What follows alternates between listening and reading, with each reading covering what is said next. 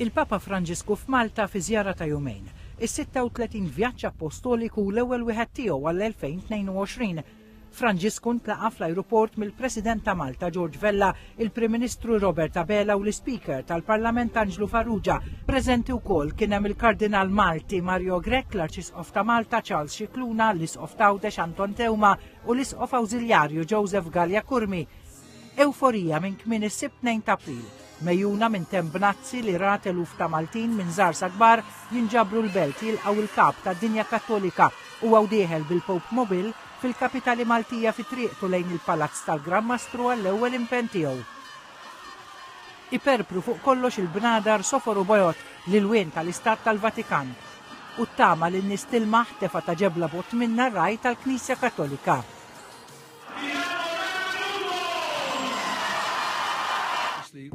Diskorsi uffiċjali fis-sala ta' Tron tal-Palazz tal-Gran Mastru fi żjara ta' korteżija lill-President ta' Malta li fiha ltaqgħu wkoll separatament mal-President Vella u mal-Prim Ministru Abela u laqa mal-awtoritajiet u l-korp diplomatiku.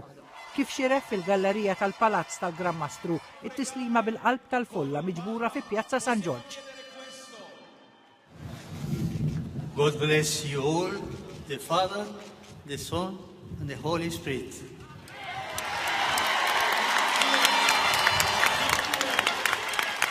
Fi triqtu lejn in-Nunzjatura Apostolika li ospitat il-Papa fil-jumejn tiegħu f'Malta l-entużjażmu ma naqas.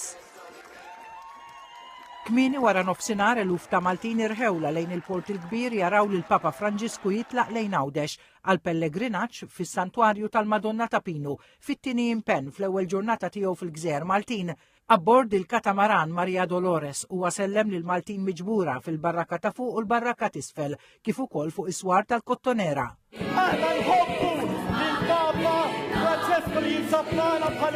Il-Pellegrinu mexxej tal-Knisja l-Papa Franġisku sab jistennih il-ferħ tal-Awċin. Ftit momenti ta' skiet wara li daħal fil-kappella żgħira bħarstu fuq il-kwadru tal-Madonna ta' Pinu. Huwa ppreżenta fjura ta' deb lil Madonna, it-tieni warda ta' xorta li qalet wara dik li kien ta' il-Papa Benedittu 16. Il-Papa Franġisku sejjaħ lil Malta u Għawdex bħala żewġ komunitajiet sbieħ Kattoliċi u li qishom teżor tal-Knisja. Siete due belle comunità. Malta, Gozo e Malta. Non so qual è la più importante o qual è la prima. Per questo lo dicevo. Atmosfera unika fl-isfond tal-pajsaġġ imprezzabbli Għawċi u l-qalb kbira tal-poplu li ħareġ beħġaru jilqa' il-kap tad-dinja Kattolika fis-Santwarju Nazzjonali tal-Madonna ta' Pinu. Ġurnata li tenniet id-devozzjoni tal-poplu Malti fil-fidi nisranija. Emozzjoni ta' ferħa ħafna li ħarġu jaraw lil Papa Franġisku li minkejja l-ewwel sinjali ta' fraġilità f'saħħtu id-bissima fuq fommu għal-merħba li jingħata ma naqsitx.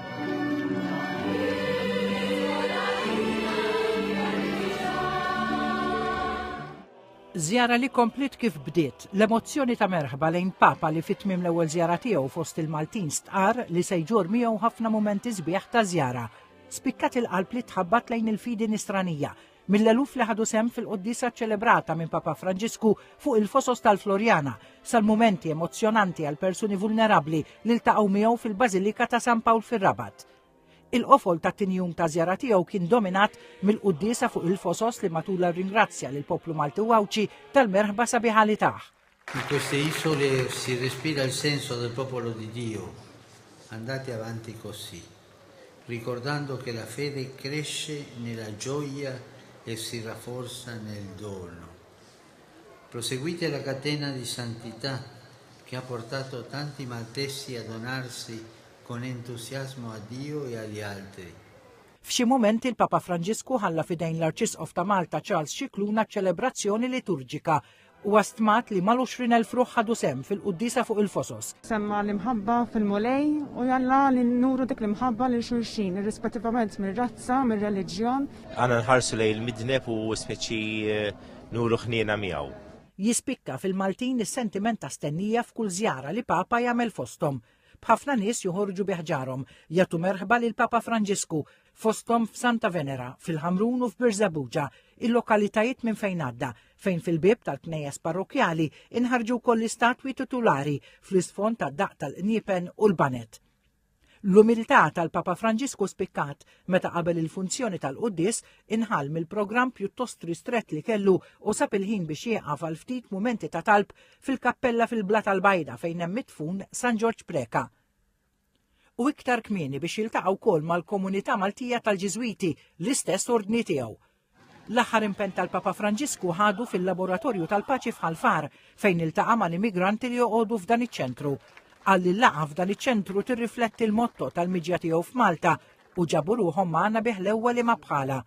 Patri Dionisju Mintoff li jmexxi l-laboratorju tal-Paċi irringrazzja lil Papa għaż-żjara tiegħu u stqar li l-missjoni ta' kull nisrani hija li jagħmel il-ġid.